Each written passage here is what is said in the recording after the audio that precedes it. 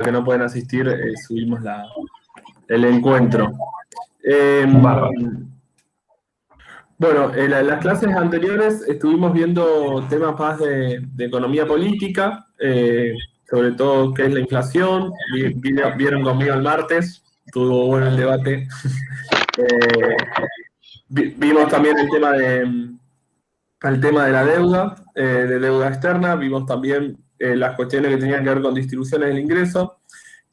Llegamos, digamos, y fuimos cubriendo algunos debates contemporáneos acerca de ciertas problemáticas económicas, y estas últimas clases vamos a retomar por lo menos dos corrientes que cuestionan un poco la economía política tal y cual la conocemos, ¿no? La economía política más clásica, en el sentido de lo que explicamos las primeras clases. Es decir, vamos a ver hoy un enfoque y la semana que viene otro, de dos corrientes que vienen a cuestionar un poco el diagrama o la cuestión más imperialista de la economía política clásica. Hoy vamos a ver economía ecológica, principalmente, y la semana que viene vamos a laburar temas de economía feminista, que, como repito, son dos ramas que son bien del siglo XXI, que traen problemáticas actuales como el ambiente y los problemas, la problemática de las tareas de cuidado y la desigualdad de género. Son dos problemáticas que encajan mucho con las corrientes actuales, con los debates actuales.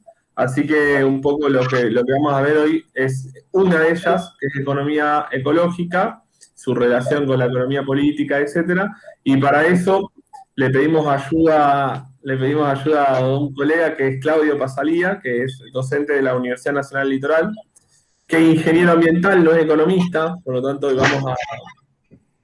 ¿Ambiental o ingenieros químicos? Sí, ambiental. Bien. Bueno, también es investigador del CONICET. La idea es que Claudio nos salgamos un poco del esquema económico, obviamente sin irnos, porque vamos a ver economía ecológica, él le va a explicar mejor, pero la idea es hacer un cruce. Justamente de la economía ecológica y la economía feminista, que vienen a criticar ciertas cuestiones de la economía política actual, la idea es que sea más interdisciplinario, y por eso hoy lo trajimos a Claudio acá, que es un amigo en realidad de la cátedra y un amigo del grupo.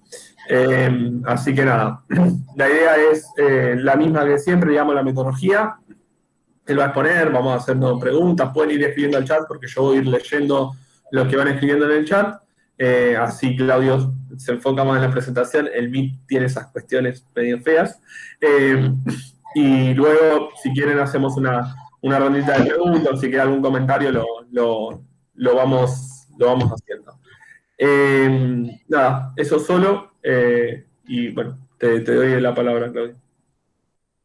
Bueno, Aine, gracias, gracias a todos y a todas por estar ahí, a ustedes por la invitación, obviamente un gustazo participar, espero, bueno, poder estar a la altura, y nada, la verdad que esta relación que hemos establecido entre Rosario y Santa Fe con este tema, la verdad que, digamos, no deja de dar satisfacciones, así que espero que esta sea una para ahora quienes están del otro lado, así que, bueno, la presentación mía está perfecta ahí, suscripta en eso. No soy economista y es todo lo que basta decir. Después, lo poco que aprendí viene del lado de las ciencias duras, pero bueno, en este puente que tratamos de hacer entre multidisciplina es mi rol aquí en este rato.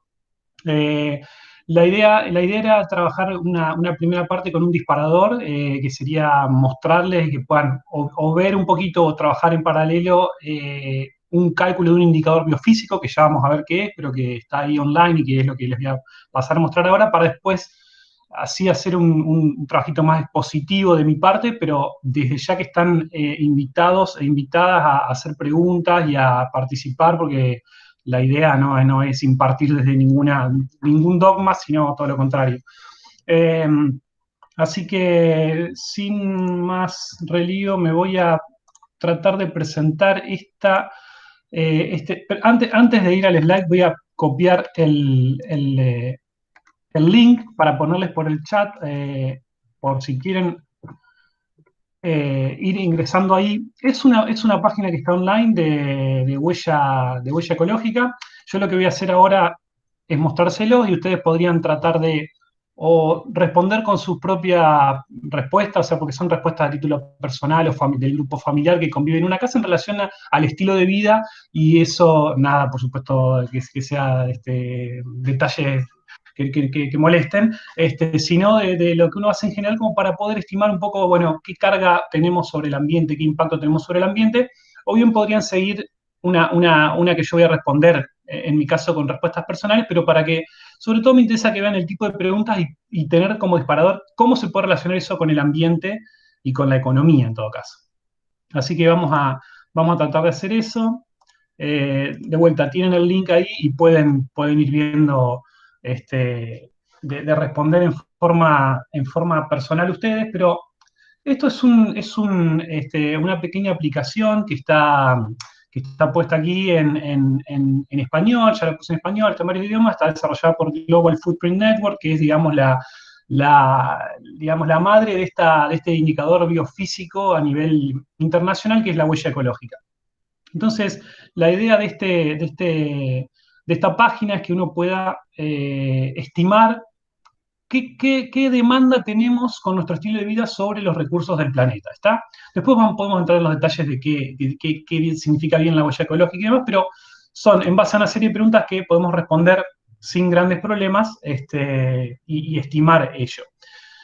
De vuelta, pueden ir en paralelo respondiendo su propia encuesta. Yo la voy a responder un poco con lo que pasa en mi caso en particular, pero a lo que voy a tratar de hacer hincapié es en que piensen qué puede tener que ver la pregunta con la cuestión de la economía y, en todo caso, más con el ambiente.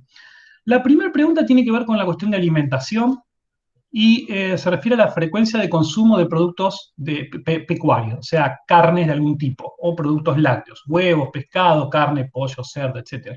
Y la escala va desde el nunca, una persona vegana, por ejemplo, a muy frecuente. En mi caso, diría que si tengo que hacer un promedio de todo esto, incluyendo lácteos, huevos y todo tipo de carnes, es frecuente, así que voy a seleccionar ahí con la barra y voy a avanzar. Se pueden agregar detalles, esto quiero que lo noten, pero para tratar de no dilatar tanto, uno podría establecer cuánto pollo, cuánta carne de res, cuántos lácteos, cosas por el estilo, pero me parece que sería suficiente con mostrar estas páginas sin los detalles puntuales. Después la pueden hacer todas las veces que quieran, tranquilos en el momento en que lo deseen. Siguiente pregunta, también con alimentación: ¿cuántos de los alimentos que consumes son no procesados, no envasados o cultivados localmente? O sea, que se produzcan a menos de 320 kilómetros de distancia. Un porcentaje se establece. Yo diría que una buena parte, en mi caso, se producen localmente. Pongo por poner un punto ahí, pero no sé exactamente, pero la gran mayoría, diría. Esto tiene que ver básicamente con que, y acá, digamos, voy tratando de tirar las relaciones para que puedan ir vinculando. Es claro que si un alimento se produce lejos de donde yo lo consumo, tiene que haber necesariamente algún tipo de proceso de transporte involucrado, ¿verdad? Avancemos. Ahora esto se refiere a la vivienda que uno tiene, y las preguntas son el tipo de hogar: independiente, sin agua corriente, con agua corriente, departamento de varios pisos, dúplex, casa adosada o edificio, condominio. Yo creo que en mi caso lo que mejor responde a esto, probablemente de varios de ustedes, es una casa con agua corriente, independiente, pero en muchos casos será departamento, dúplex, lo que fuere. Esto, bueno, les dejo para ustedes que puedan pensar qué cosas hay tácitas en cuanto a lo que nos está preguntando. Una de ellas podría ser esto de qué material está hecha la casa, ¿no es cierto? Uno podría pensar madera, que se construye mucho en otras partes del mundo y demás. En mi caso es ladrillo y cemento, probablemente el de varios de ustedes. Así que vamos a seguir avanzando. ¿Cuántas personas viven en el hogar que estoy describiendo? Y esto tiene que ver con el hecho de que se calcula per cápita, digamos, o que algunas cosas, si dan alojamiento a más personas, siendo la misma cantidad de materiales, serían como menor presión. En mi caso somos solo yo y Erika, mi compañera, y el tamaño de mi casa, bueno, ahí está, uno puede poner los metros cuadrados, no es gigante, creo que está por ahí, menos, ahí, 178 metros cuadrados tiene mi casa, más o menos, y por supuesto, si uno se va más arriba, evidentemente que eso alguna implicancia tiene. En este caso, diría que mientras más gente viva, la relación por ahí podría ser inversa, tenemos que pensarlo. Digo con la huella ecológica, que es un indicador de impacto ambiental, así tirándoselos en el aire rápidamente. Pregunta si tengo electricidad o si tenemos electricidad. Tengo. ¿Qué tan eficiente es casa? Bueno, tienen que pensar en el hecho de que tengan electrodomésticos que sean relativamente modernos o iluminación moderna y demás. Quiero decir, un televisor con tubo de rayos catódicos consume mucho más que un smart con LED, digamos, ¿no? Lo mismo la iluminación. Yo diría que mi casa, no sé, es por encima del promedio, pero hay que ver cuál es el promedio hoy en día. De vuelta, va a ser una aproximación muy grande, pero vayamos avanzando. ¿Qué porcentaje de la electricidad de mi casa proviene de fuentes renovables? Bueno, esta no es tan fácil de responder, pero si pensamos en lo que es la matriz eléctrica de la Argentina, ese dato sería prácticamente posible de responder en base a la matriz energética de Argentina, a excepción de que ustedes tengan algún tipo de generación propia local con paneles de algún tipo y demás. En el caso de la Argentina, creo que estamos en el orden de, no llegábamos al 8%, así que creo que estamos en el 6%, eh, por lo menos. Y ojo que hay que ver, porque hay una separación muy grande entre lo que son renovables puras y lo que es hidroeléctrica, que tiene como otra connotación. Mucha de la electricidad que se consume, por lo menos en el litoral, proviene de fuentes hidroeléctricas. Así que esta respuesta no tiene no puede ser unívoca y habrá que ver qué es lo que hay de fondo, ¿no? Pero avancemos de esta manera. Comparado con mis vecinos, me pregunta cuánto basura generas. ¿Esto por qué es la pregunta comparado con los vecinos? Bueno, porque se supone que hay a lo mejor un promedio agregado de la ciudad o el país, y uno podría decir estoy por encima o por debajo del promedio. Yo creería que estoy cercano al promedio de mis vecinos, por lo menos. ¿Qué tan lejos viajo en automóvil o motocicleta cada semana? En motocicleta cero, porque no tengo, y en automóvil es muy difícil hacer cálculos así ahora rápidamente, pero dice por semana. No sé, vamos a poner, no sé, 250 kilómetros, exagerando un poquito, ¿no? Creo que ahora con el estilo de vida que estoy teniendo de trabajo más en mi casa, quizás sí, mi compañera ha salido más a trabajar que yo, Antonio, pero digamos, en estos años, meses de pandemia, quiero decir, mantenemos el promedio quizá ahora de ese valor. De vuelta, todo muy estimativo y todo a grosso modo. La economía de combustible promedio, esto quizá a lo que les gusten los autos, los motores, conozcan el dato, mi auto es bastante poco eficiente y creo que consume 10 litros por kilómetro, básicamente el consumo en ciudad. Y como le puse cero al consumo de moto, no importa a dónde mueva esta barra, en teoría. Avanzamos un poquito más, ya espero que no falte tanto. Cuando viajo en coche, ¿con qué frecuencia comparto el auto? Y bueno, comparto el auto usualmente con la familia, digamos, de manera que, qué sé yo, vamos a poner 2/3 partes del tiempo viajo con alguien más. Vamos a poner ahí. ¿Qué distancia viajo en transporte público cada semana? Y en mi caso, prácticamente no uso, porque si no uso el coche, uso bicicleta, de manera que en mi caso esto pasa a ser un cero. ¿Y qué distancia viaja por avión? Viajo por avión cada año. Es difícil de calcularlo, no viajo tan seguido en avión, así que dejemos ese valor que está ahí por defecto, por no errarle demasiado. Y, oh sorpresa, este indicador, así respondiendo muy rápidamente, además me dice que con el estilo de vida que yo tengo y que yo hago, estoy pidiéndole recursos al mundo como el cuádruple de lo que me puede ofrecer. Dicho de otra manera, lo dice acá más claro, si todo el mundo viviera como yo, todas las personas del mundo, que son 7.500 millones, vivieran como yo, se requerirían 4,2 planetas Tierra para satisfacer ese estilo de vida. Lo cual es una aberración. ¿Qué quiere decir esto? No hay 4 planetas Tierra y en todo caso lo que pasa es que está mal y estoy pidiendo demasiados recursos, sobre todo renovables, porque la huella ecológica se centra en los renovables. Así que esto era como punto de partida para que pudieran ver por dónde puede rondar algunos de los aspectos centrales de la economía ecológica que tiene que ver con indicadores que no sean económicos. Acá me está diciendo cuántos planetas Tierra. Ahora podemos entrar un poquito en los detalles sobre eso. De manera tal de que ahora, habiendo terminado, no sé si hay alguna duda, alguna pregunta, alguien lo fue haciendo en paralelo o no se entendió algo, pero si quieren hacer alguna intervención ahora, no hay ningún problema, si no arranco con el resto de la... bien, en el chat no hay... Una Yo, consulta. dale, Sí, claro, ¿quién dale. está hablando? ¿Te Carolina, ¿verdad? referías a...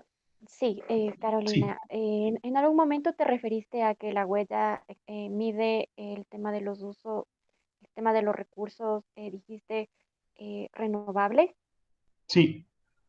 pero también consideraste la plataforma, también consideró el tema del transporte y ahí no estarías considerando también los no renovables. Fundamentalmente, cuando el cálculo de la huella ecológica habla del tema del transporte, se refiere al consumo de combustible que se utiliza para moverlos, ¿no? Hasta donde yo manejo, no tiene en cuenta los materiales con los cuales se construyen esos medios de transporte y demás.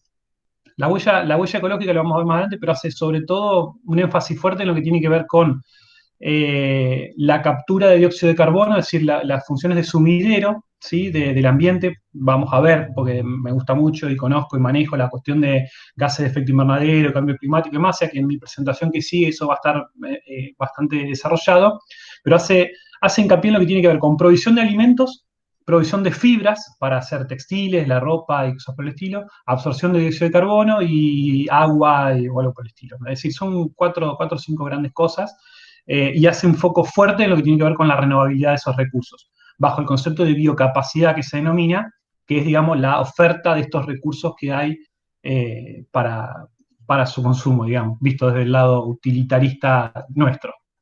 No sé si quedó más o menos claro. Sí, Claudio, muchas gracias. De nada. Bien. Ahí Analía, Claudio, ahí Analía te pregunta en el chat qué es el día de sobregiro personal. El día de sobregiro es el momento. Hay un concepto que está desarrollado a partir de este concepto de la huella ecológica que tiene que ver. Usted piensa que si a mí me digo que estoy consumiendo cuatro planetas Tierra, y obviamente no los hay, quiere decir que estoy consumiendo más de los recursos que puede generar la Tierra en un determinado periodo de tiempo. Bueno, si lo comparamos con la productividad que tiene de esos recursos renovables la Tierra, hay una cosa que se llama como el día de sobregiro o el de donde comienza el déficit ecológico, que es para el promedio agregado de la humanidad, digamos, consumimos todos los recursos del año antes del 31 de diciembre, sería. Y ese día viene acercándose cada vez más al comienzo del año, y la última vez que yo recuerdo, quizá ahí lo recuerdo mejor, o alguien estaba por agosto o algo por el estilo, quizá ahora ya se adelantó todavía. Entonces, el día de sobregiro Sí. personal es la analogía de en qué momento del año se me terminan los recursos que tenía disponibles para todo el año. Es decir, si yo tengo recursos naturales, recursos, dicho muy, disponibilidad de biocapacidad disponible para todo un año para mí. Lo estoy consumiendo, no sé cuándo me dio, 22 de marzo, una cosa por el estilo. 28 de marzo, o sea, los terminé de consumir este fin de semana y sin embargo tengo que vivir el resto de los 9 meses que quedan del año. Es un poco una manera de decir cómo estoy consumiendo de más. Ese es el concepto. El 29 de julio es el Día Mundial, ¿no? El Día Mundial, claro. Ahí lo busqué y subí el link. Estuvo por agosto algún tiempo, pero no, empezó en octubre, después pasó a septiembre, agosto y ahora ya estamos 29 de julio, dijiste ahí. Así que imagínense, la humanidad consume en poco más de medio año lo que tiene disponible para todo un año. Esa era un poco la analogía. Bueno, ahora sí vamos a pasar, si puedo, presentar.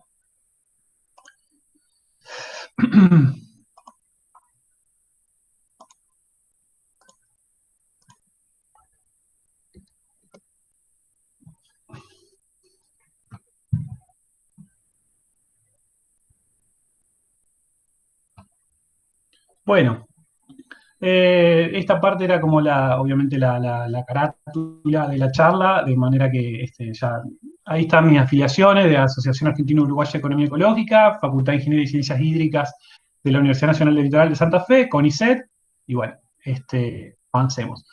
Me parece por ahí pertinente en algunos foros, cuando quizá tengo menos tiempo, arrancar por las conclusiones de manera que pueda quedar algo de entrada.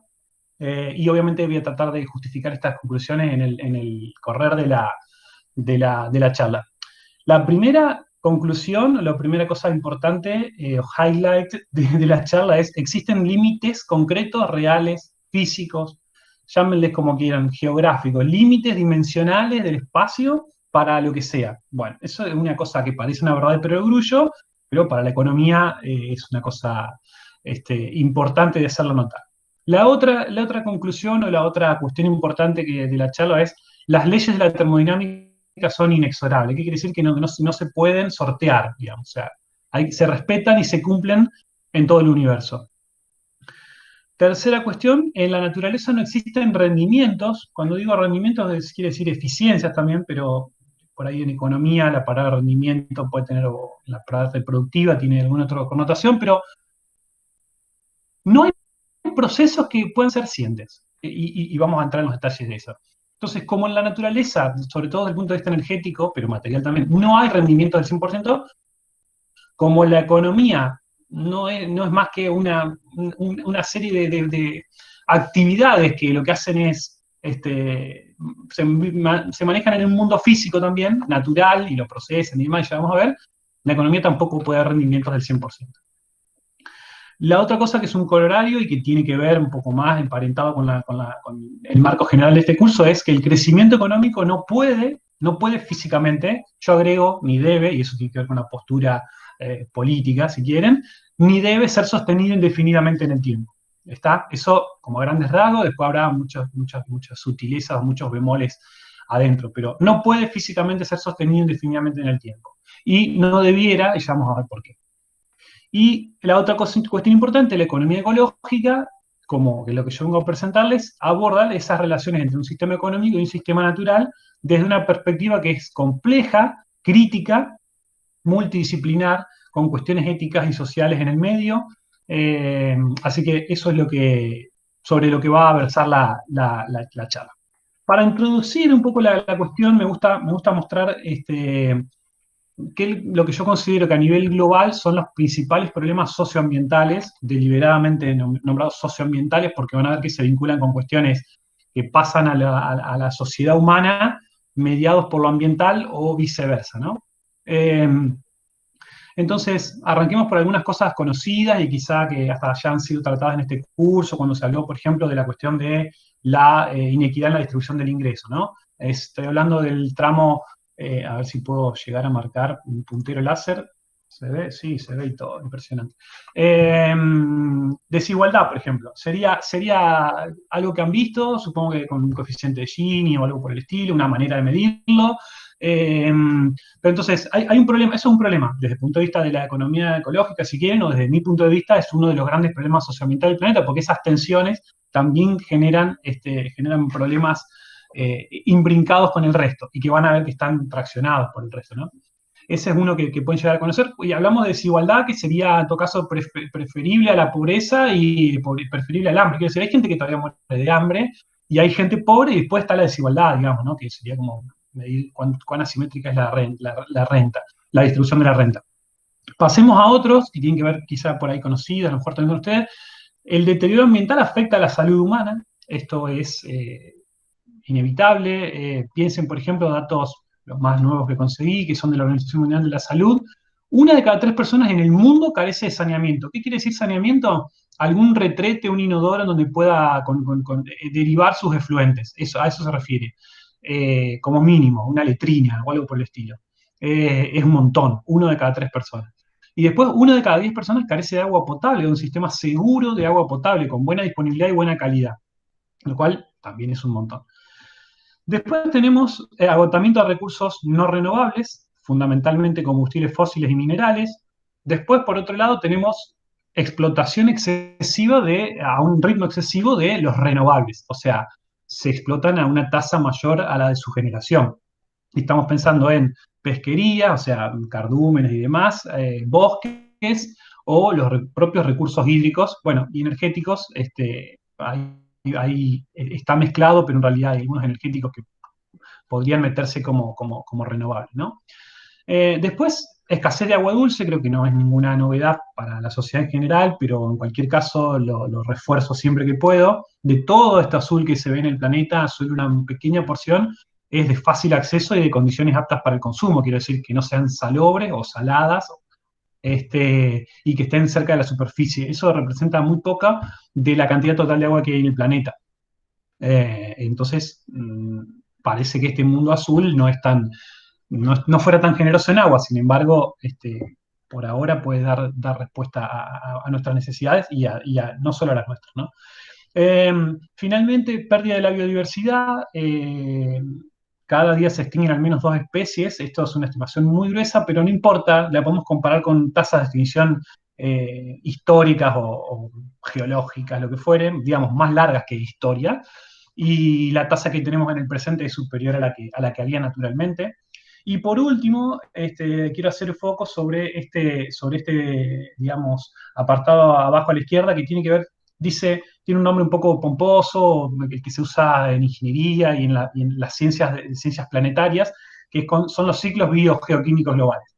Traducido al español de la problemática concreta es el cambio climático, y en particular el calentamiento global, que está mediado por los gases de efecto invernadero. Solo para ponerles un dato, hoy tenemos 50% más de dióxido de carbono en la atmósfera que en la era preindustrial. Se considera 1780, una cosa así.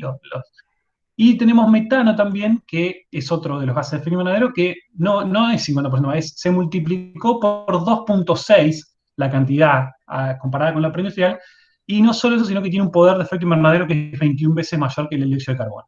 Los detalles lo podemos ver después, pero piensen que eso genera algo que, yo no sé, digamos, ahí ya más colores que esto no le puedo poner, y ya para mí la cuestión del cambio climático es un concepto que se queda corto, y hay mucha gente que ya habla de crisis climática, porque es uno de los grandes problemas que se va a venir con más fuerza. O sea, ya existe desde hace 30 años como mínimo, con manifestaciones fuertes. Todas estas que ven acá, derretimiento de casquetes polares y de glaciares, aumento de las temperaturas y por lo tanto de riesgos de incendio en distintas zonas, sequías o tormentas de magnitudes fenomenales. El cambio climático producido fundamentalmente por las emisiones de dióxido de carbono, produce manifestaciones diversas localmente, es decir, depende en qué parte del planeta nos posicionemos. A nivel global se manifiesta en un aumento del promedio de la temperatura del planeta, ¿sí? Por eso se habla mucho del calentamiento global. Y la cuestión es que mucho de esa crisis climática está traccionada por los gases de efecto invernadero, que son, dijimos, el dióxido de carbono, el metano, y hay otros, óxido nitroso, hidrofluorocarbono, no importa. Lo más importante es el dióxido de carbono y el metano. La cuestión es que toda esa cantidad que ha aumentado las concentraciones atmosféricas se deben fundamentalmente a cosas como esta, es decir, que pasan porque el hombre está haciendo cosas, está quemando combustibles fósiles y emite esos gases. Y me pareció muy interesante este gráfico que muestra el porcentaje de todas las emisiones de gases de efecto invernadero derivadas del consumo de combustibles fósiles desde el 1751 en función de la edad que uno tiene. Así que piense cada uno de ustedes más o menos no, deben saber exactamente la edad que tienen, pero en mi caso estoy pisando los 40, entonces estoy por acá. Quiere decir de que el 63%, 64% de todas las emisiones de gases de efecto invernadero que emitió la humanidad se emitió en mi periodo de vida. Esto es una cosa que es alevosa. ¿Qué quiere decir? Que sobre todo en los últimos años es donde más gases de efecto invernadero se han producido. Es decir, es una cantidad fenomenal.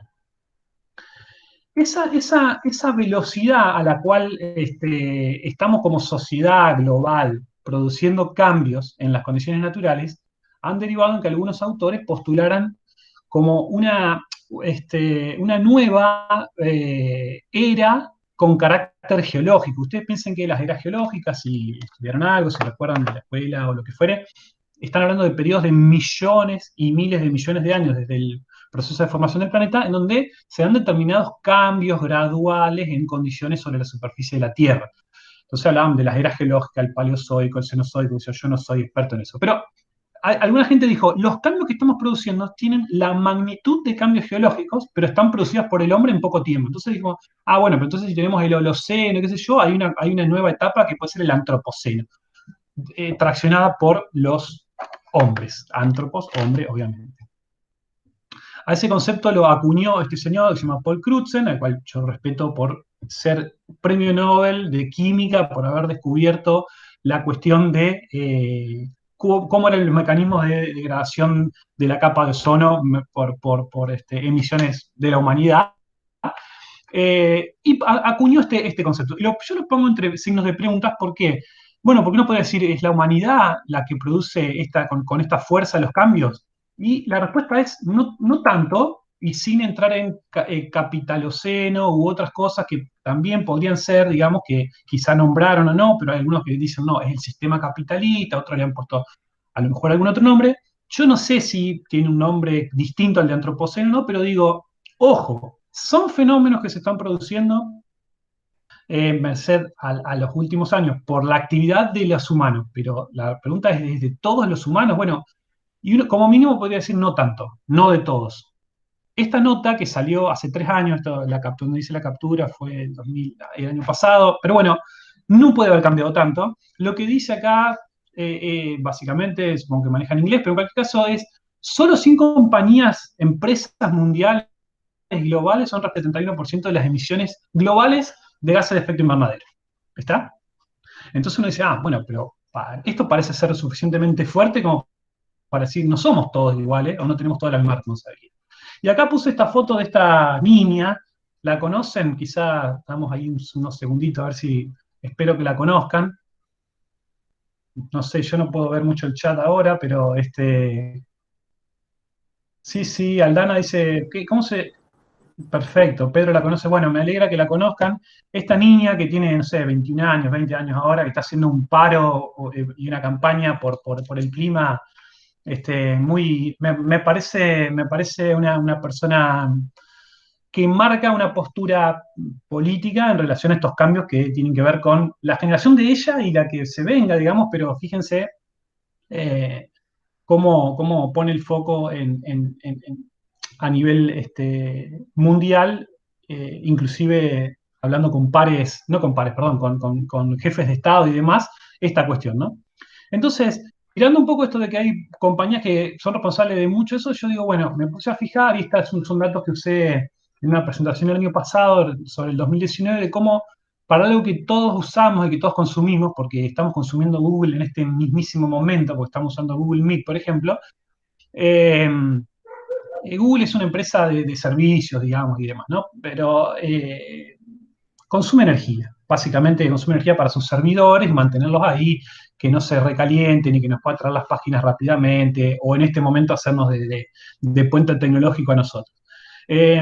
Lo que se muestra en verde es la proporción de la energía que consume Google, que son de renovables. Lo que se puede ver es que de 2011 al 2018 Google incrementa su consumo de energía, que incrementa su proporción de renovables, vamos a creerle esto de acuerdo a un informe de ellos, ¿no es cierto? Pero bueno, acá yo sacaba una cuenta de cómo, dependiendo del consumo eléctrico de Argentina y del de Google, qué sé yo, había llegado a esta conclusión de que Google era equivalente a 2,4 millones de hogares argentinos, ¿no es cierto? Que era medio un poco difícil la cuenta, pero después apareció hace poquito esta otra información, que es Bitcoin usa más energía que Argentina. Esto es de vuelta, yo no sé, traté de relevar un poquito mejor los datos de esto, pero podemos, si quieren creerme esta idea, de vuelta la fuente es la BBC, y ahí hay citado gente de la Universidad de Cambridge que estudia estas cosas. Dice, si Bitcoin, la empresa Bitcoin, ustedes saben que es una criptomoneda que se puso ahora en los últimos tiempos muy en boga y subió su precio, qué sé yo, porque un señor que se llama Elon Musk, que tiene todos emprendimientos tecnológicos y algunos sustentables, qué sé yo, dijo que era muy bueno y encima subió. Entonces Bitcoin, que de vuelta es una empresa tecnológica, consume como Noruega, como Argentina, como Suecia, a esa escala estamos hablando, ¿no? O sea, una empresa tiene el consumo energético que el de todo un país. Bien. Entonces esto, de vuelta, más allá de que hay países que consumen mucho y demás, también nos habla de que hay una determinada connotación y una determinada matriz detrás de todo esto, porque bueno, China tendrá crecimiento de determinado tipo y hay que ver cuánto está consumiendo de eso, también de renovables, de cosas que hace ahí, pero en cualquier caso, la magnitud de por sí es muy significativa, tanto la de Bitcoin como la de estos otros monstruos, ¿no? Ustedes dirán, bueno, ¿qué tiene que ver esto con la economía, con la ecología? Bueno, a mí me parece importante arrancar por ahí. Probablemente o vieron esto o ya lo destruyeron, digamos, yo lo pongo acá como una idealización de lo que se supone que la economía es. Un círculo cerrado de la circulación de los factores productivos, las retribuciones y las rentas y los salarios, qué sé yo, entre los que producen y los que consumen.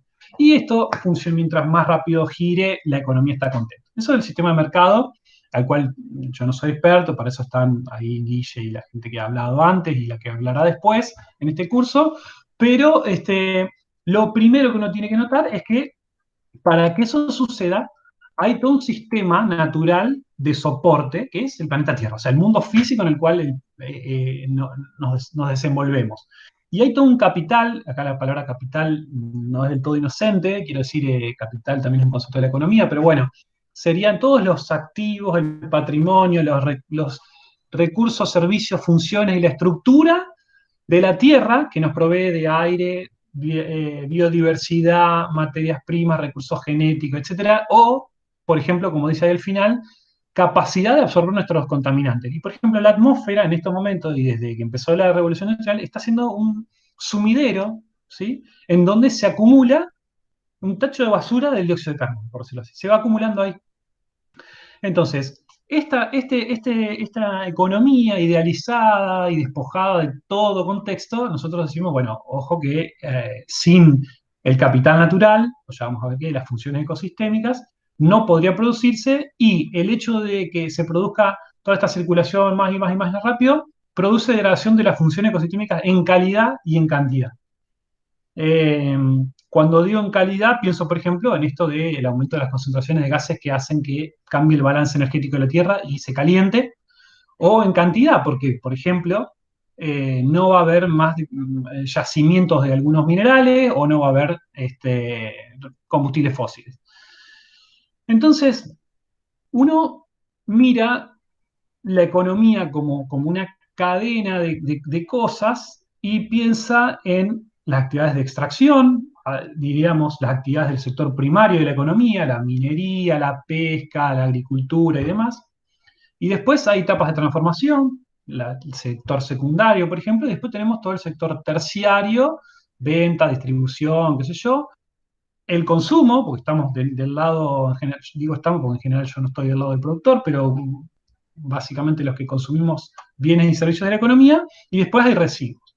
Esto es una captura que hice de un video que está colgado en YouTube, que hizo esta señora o señorita, no lo sé, que se llama Annie Leonard, que es una activista ambiental, que hizo un video que se llama La historia de las cosas, creo que hoy está cerca de ser directora o lo es de Greenpeace o algo por el estilo, pero tiene una carrera muy importante. Ese video se hizo viral, por decir así, de hace unos cuantos años, tanto que terminó sacando un libro con posterioridad al video, que se llama La historia de las cosas. Lo pueden buscar, está en español, doblado, y si no, The History of Stuff.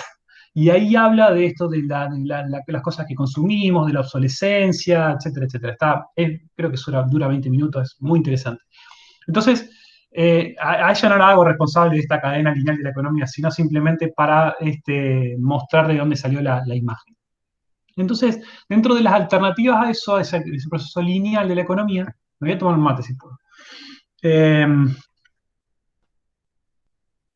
que está muy en boga ahora, es decir, no, bueno, pero cerremos esto que era lineal y que produce extracción, y cuando produce extracción produce impactos ambientales, y cuando termina con los residuos produce impactos ambientales. Yo diría que produce en todos impactos ambientales. No, si cerramos el círculo y si hacemos que nuestros residuos puedan ser reutilizados y reincorporados y reciclados y demás, no tendríamos problemas. Aclaro que no estoy en contra de la economía circular. Me parece una cosa superadora y me parece útil tratar de no, digamos, de no tirar un residuo si lo puede reutilizar, regenerar, reciclar, etcétera, etcétera. Sin embargo, a este concepto de la economía circular le falta un hecho fundamental, que es que tanto las materias primas como los desechos salen de un mismo lugar, que es la biosfera, todo el planeta en forma global y localmente del territorio que tenemos al lado. Entonces, esto hay que tenerlo en cuenta. Y después, que uno podría hacer la economía todo lo circular que quiera o que pueda, técnicamente, pero la pregunta es, ¿se habla que esto gire a tal velocidad? Quiere decir que esté motorizada por un consumo exacerbado, por una producción de cosas que no son duraderas, etcétera, etcétera. Y aunque la economía se pudiera circularizar o cerrar ese círculo, como vamos a ver desde la física, no es posible cerrar del todo porque hay cuestiones energéticas de por medio. Y para que esto circule y yo pueda reincorporar materiales a la economía, siempre necesito incorporar energía. Y vamos a ver que eso tiene un problemita. Entonces, ¿cómo miramos la economía en términos de el contexto natural que lo rodea? Y decimos, bueno, hay un sistema, el económico, que está abierto a otro más grande que se llama el planeta o la biosfera. El gran ecosistema global, es decir, toda esa parte de la superficie externa del planeta, en donde se dan condiciones razonables para la vida, se llama biosfera. Y la economía podría ser, o el sistema socioeconómico, la estructura socioeconómica, todo un aparato que lo que hace es extrae cosas, extrae y entonces ingresa como denominado input a ese sistema, cosas que toma de la biosfera. Entonces estamos hablando de que depende de la capacidad de regeneración de los ecosistemas, porque si necesita incorporar árboles para hacer madera, muebles, etcétera, etcétera, los toma de acá. Y después tiene distintas etapas adentro, que son la apropiación, o sea, cuando las actividades primarias, la transformación, la distribución, el consumo, absolutamente en todas estas etapas se generan desechos de tipo energético y material que terminan saliendo, ¿y a dónde van? Al mismo sistema natural que es la biosfera, que tiene que soportarlos con su capacidad de asimilación. Y sabemos que si superamos la capacidad de asimilación se traduce en contaminación, por ejemplo. Entonces, la economía, esto es uno de los conceptos clave de lo que venimos a mostrarles, es un sistema abierto adentro de uno cerrado, o bien es un subsistema del sistema natural. Lo pueden plantear de las dos maneras. Entonces, para visualizar esto, uno podría decir, bueno, hay toda una gran cosa que es la naturaleza, o que es la biosfera, y hay fracciones cada vez menores dentro de toda esa naturaleza de las cuales la sociedad se termina apropiando y que las va transformando y hasta virtualizando, en donde tenemos una cosa que es la economía financiera, pero que, como les dije, si Bitcoin requiere tanta energía y Google requiere tanta energía, también los servidores que se usan para hacer mucho dinero y que tienen que tener el ping de la conexión a Internet menor a tantos milisegundos, les aseguro que consumen recursos también. Pero no se registra, obviamente. Lo importante es cuántos millones o teradólares generan para los, no sé, consorcios fantasmas y cosas por el estilo. Entonces uno podría pensar a la economía dentro de ese sistema más grande que pasó de ser algo que tenía una proporción a ser algo en donde hoy está ocupando o sobreconformando todo ese sistema natural y pasamos a lo que es un mundo lleno desde el punto de vista económico. ¿Estamos? Entonces, un sistema que es el económico, adentro de un sistema que tiene límites y en algún momento los va a encontrar, o ya los encontró, y vamos a ver. Y obviamente el paso de esto, de este rectangulito, a este otro, digamos, indicando que ese sistema económico se ha hecho de una magnitud fenomenal, tiene que ver con el crecimiento económico. Entonces ahí podemos decir que hay un crecimiento, una magnitud del PBI, que supongo que lo han visto como indicador, digamos, de la actividad económica, que por encima del cual no estaríamos teniendo beneficio, ¿no? Yo acá las comillas son mías porque habla de una escala óptima, lo cual también es un poco raro para pensar en escalas óptimas absolutas, y bueno, podría criticarse muchísimo, pero básicamente el concepto, y me voy a apoyar en esta otra imagen, es que hay un momento o hay momentos en donde el crecimiento económico va generando mayor utilidad, mejor bienestar para la sociedad y demás. Porque, bueno, esto no quiero meter la pata acá, lo sabrán explicar mejor ahí Guillermo, por ejemplo, pero que es la utilidad marginal de algo, que quiere decir de la última unidad producida de algo. Entonces, una unidad adicional de crecimiento del PBI me produce una utilidad marginal decreciente. Y bueno, y llega un punto en donde un poco de crecimiento económico en realidad me está produciendo más contras que algo positivo. llegado a ese punto no tiene sentido seguir creciendo, ¿no?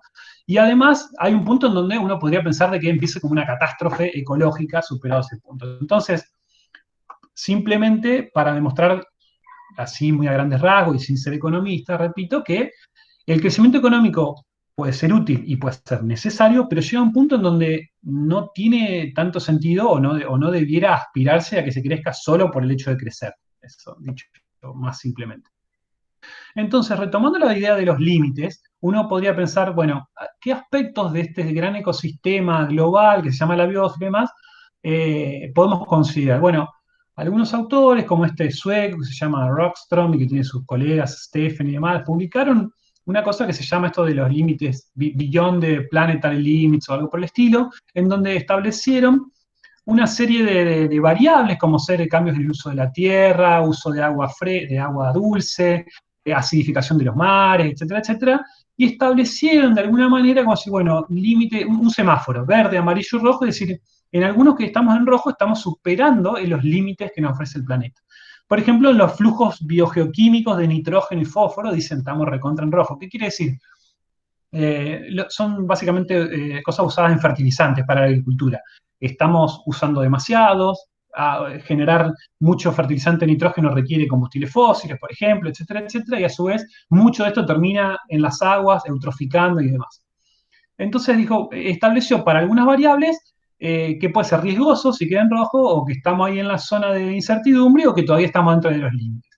Extrañamente, este trabajo dice que para el cambio climático todavía estamos, no sé, en amarillo. Yo hablé de una crisis climática y a mí me parece que es más cercano por la información que manejo. No es información de paper, digamos, ¿no? Pero bueno, los límites están tratando de establecerse. Entonces, alguna cosa superadora que hay, parecido o basado, por lo menos en la parte externa, es esto de, se llama The Sustainability Donut, la dona, yo le llamé el anillo porque nosotros donas no consumimos mucho, entonces un anillo de límites planetarios y sociales. ¿Qué quiere decir? Por fuera están los límites ecológicos que no debiéramos superar, digamos, afectando las capacidades del ecosistema que tenemos y demás, pero por debajo hay un cierto límite que tendríamos que tratar de superar, que tiene que ver con cuestiones sociales, con cuestiones de paz, de género, de equidad social, de disponibilidad de agua, salud, educación, etc. Entonces, esta persona, que es una inglesa que se llama Kate Raworth, eh, estableció este anillo y me pareció interesante de manera de poder vincular la cuestión de los problemas socioambientales que yo les mencioné. O sea, están por fuera los límites planetarios, los cuales no tendríamos que llegar porque tendríamos el overshoot, que sería el sobregiro que mencionamos antes, pero también tendríamos en una escasez de cosas que no se cumplen, qué sé yo, agua, salud, energía, igualdad de género, participación política, paz, lo que fuere, en muchos lugares no estamos.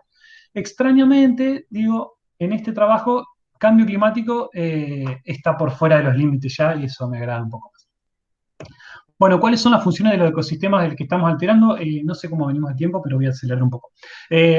Son muchas: regulación, sustento físico, sumidero, biológica, etc.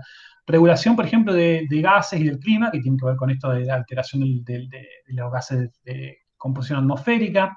Sustento físico, bueno, nos da hábitat para nosotros y las otras especies, control de la erosión, bla, bla, bla. Económicas, explícitamente, hay algunas: producción de alimentos, fibras, minerales, etc. Y hay otras funciones que podemos tener que son culturales, apreciación estética, educativa, etcétera, etcétera. Y hablamos de que el ecosistema se compone de una estructura de unas determinadas funciones, lo que le provee de una determinada integridad. Alterando la estructura o la función, estamos alterando la integridad ecológica, y sea a una escala local o a una escala global, es un problema.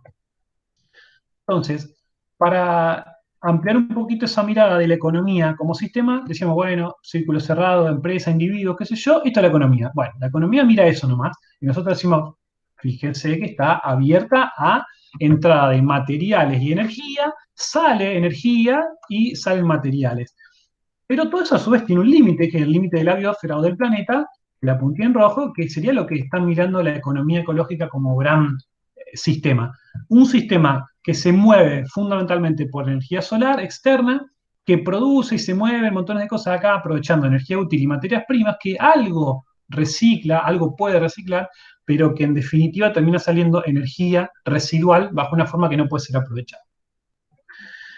Entonces, otra de las cuestiones que subyacen esto es, bueno, tenemos límite y tenemos comportamientos que son exponenciales, tenemos crecimientos exagerados, como ser los del PBI o ser los del crecimiento, los del consumo energético que ahora vamos a ver y demás. Entonces, uno podría pensar, bueno, los crecimientos pueden sostenerse indefinidamente en el tiempo. La evidencia y la teoría nos muestran de que en la ecología y en la naturaleza no hay posibilidad de sostener crecimientos como este rojo, que es un crecimiento exponencial, indefinidamente en el tiempo.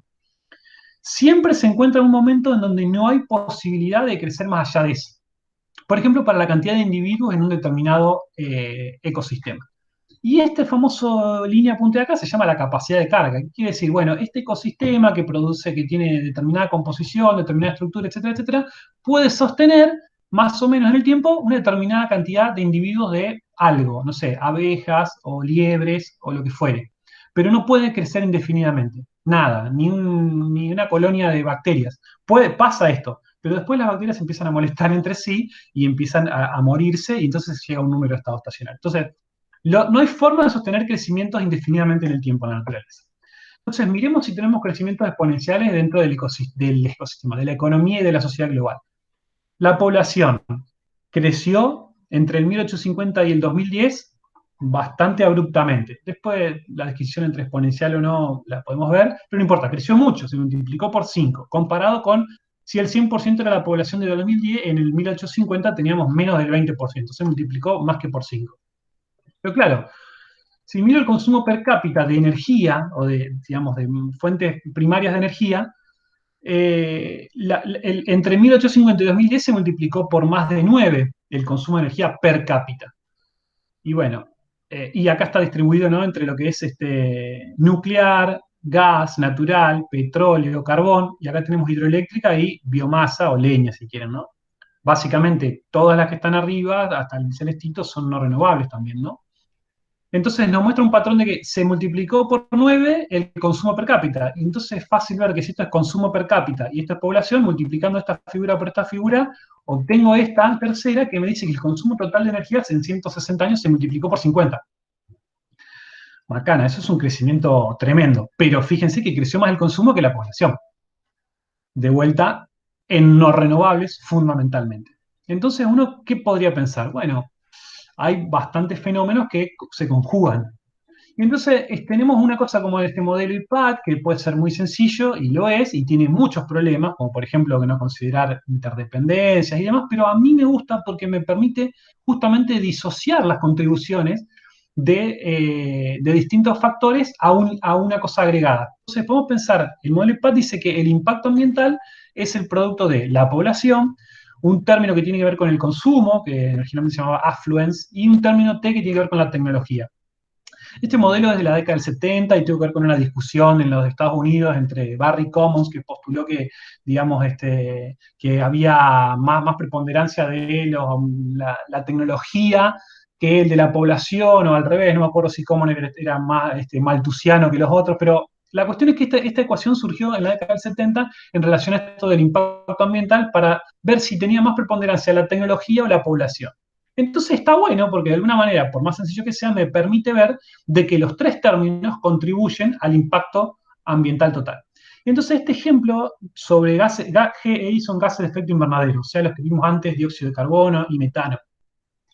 Entonces, y lo considero como un impacto ambiental porque mientras más genero de esto, más cambio climático tengo, ¿no? Y más ositos flotando con el hielo, ¿no? Y cosas peores, eso digo como pictóricamente.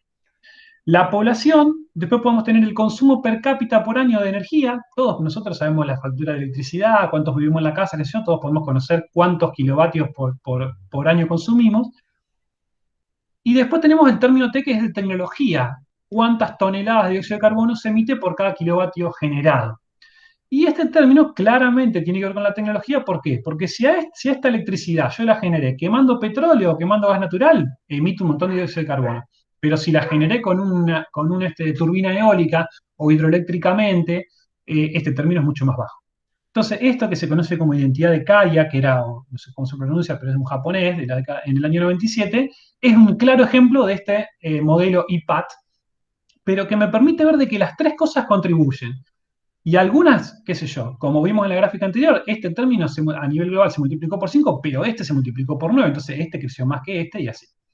Bueno, avanzo.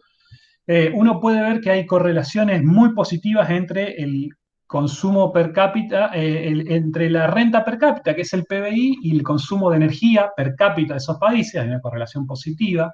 O uno puede ver de que hay países que tienen un índice de desarrollo humano alto, que recuerden, si no lo vieron, pero es un indicador que tiene relación con la salud, con la esperanza de vida al nacer, la educación, etcétera. No es solamente económico. Y lo que uno puede ver es que hay un consumo primario de energía que va muy por encima, que no tiene una relación lineal con el hecho de que tengan un alto índice de desarrollo humano. Quiero decir, hay países que tienen un altísimo índice de desarrollo humano, como por caso Alemania, que consume muchísimo menos que Islandia o Qatar, que tiene un consumo per cápita que es el cuádruple del de los alemanes. Y como el consumo de electricidad, como venimos diciendo, se da fundamentalmente todavía a nivel global fuertemente por combustibles fósiles, eso se traduce en emisiones de dióxido de carbono.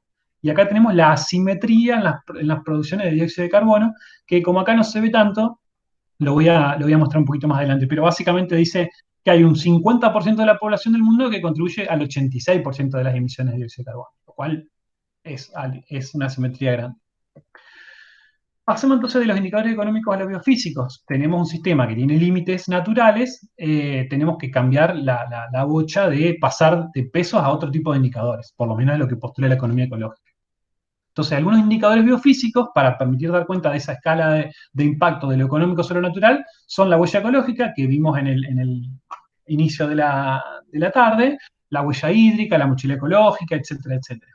Y esos indicadores se pueden complementar con otro tipo de herramientas y toma de decisión, como son el metabolismo económico, la decisión multicriterio, etcétera, que no nos vamos a meter.